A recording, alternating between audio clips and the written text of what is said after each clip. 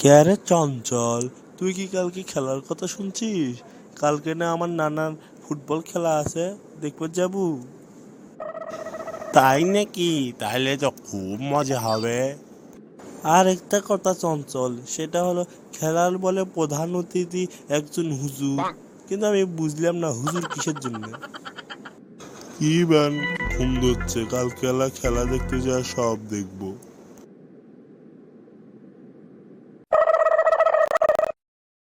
চুপ চুপ, এখন খেলা শুরু হবে, মনোযোগ দিয়ে খেলায়। মুরব্বি মুরব্বি